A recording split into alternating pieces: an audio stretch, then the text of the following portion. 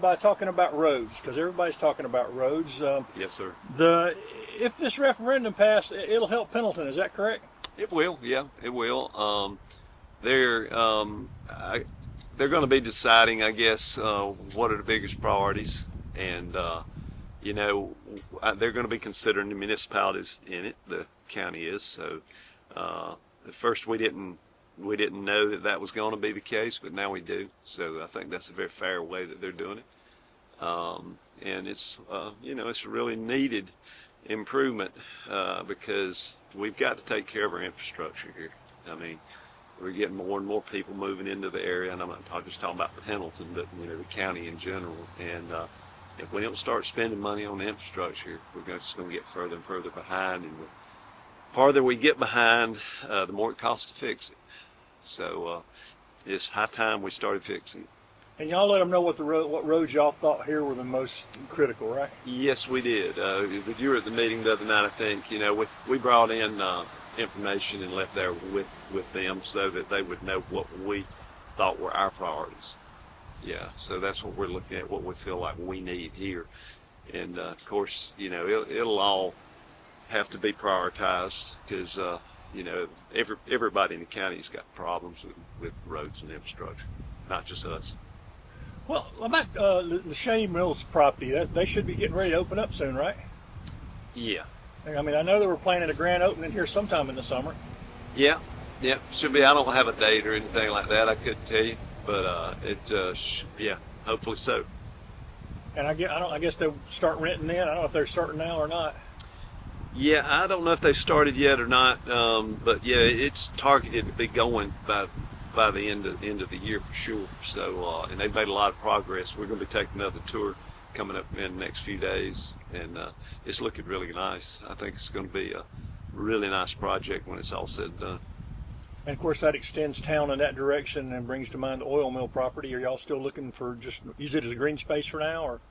Yeah, well, we're looking to have a small area plan down there for that whole area.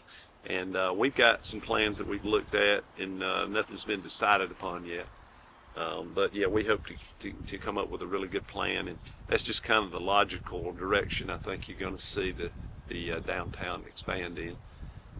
So there'll be some room left and all that for some commercial property maybe. But it'll probably start out mostly residential, I think, when it does happen.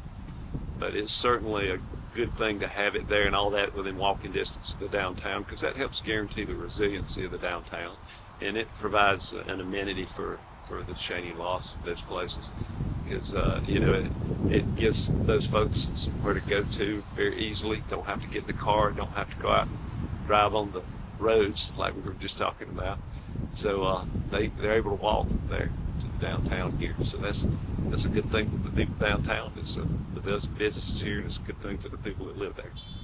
I don't think a lot of people realize that every piece of property, y'all have to kind of sit down and come up with a plan for what's going to happen and things like that, right? I mean, any of these kind of tracks. Yeah. I mean, it makes me think of the TIF district. What's the latest on that? Well, still trying to move it forward. We still don't have a final plan on it, so that's where we're at now. But just trying to be very cautious about it too, to make sure we get it right. But either way, it's going to be a huge improvement in that area when it happens. Just like this is down there with Cheney, it's just going to be a huge thing. And I think it's going to provide us with help with a lot of our other property and infrastructure that we have here in the, we're going to have money out of that to help improve the lighting at Veterans Park and other things like that for the rec department. We'll be pulling about $420,000 out of that TIF to do that.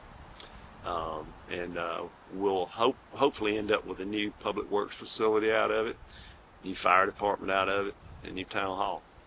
So that's all big things. Well, speaking of budgets, have y'all passed the budget for this year? Or y'all? Yes, we have. Did everything work out okay? Anything big in that budget people need to know about?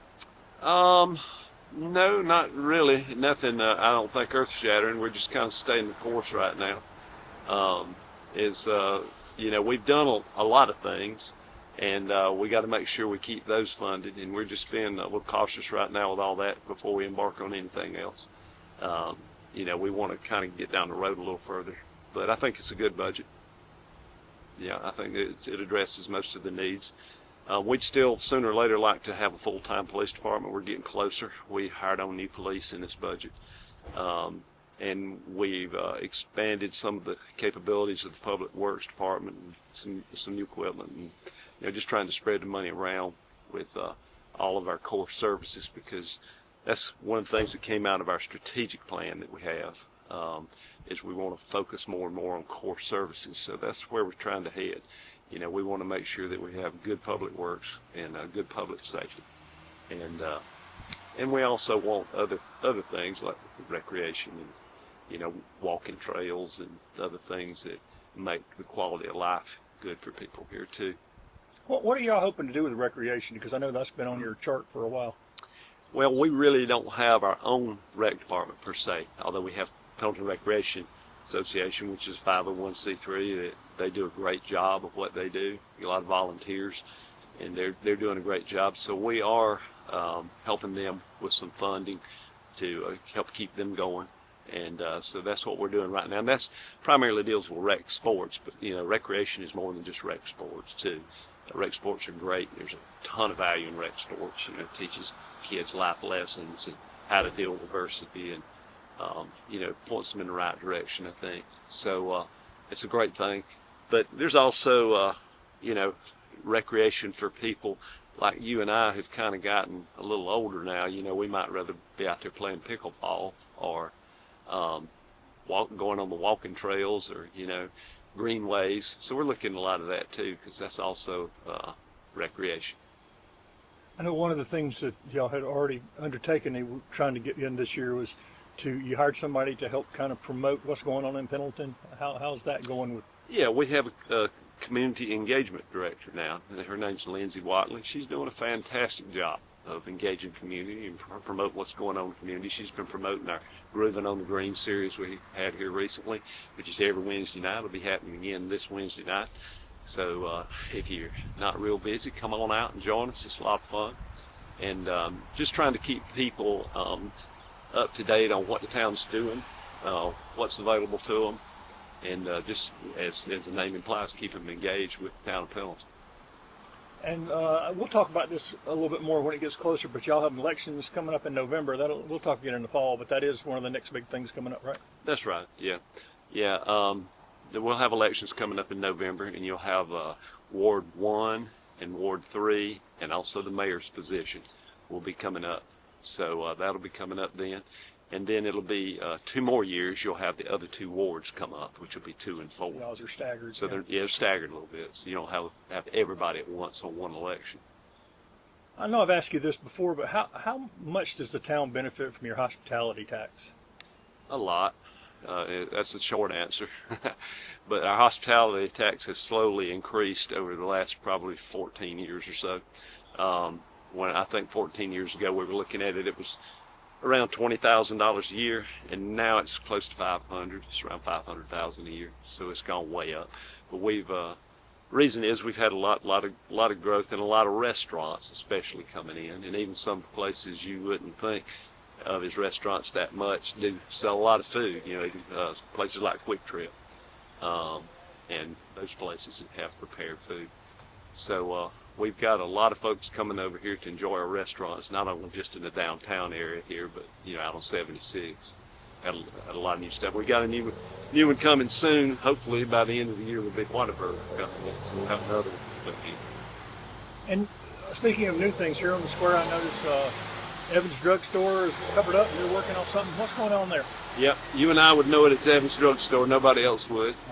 But last thing it was Mountain Made, which was a very good business that was in there. But yeah, they're redoing that building now, and that's going to be, I'm not sure what the timeline is on finishing it, but we're looking forward to that. I think it's going to be a really big improvement right there. They're renovating the whole building, so it should be good.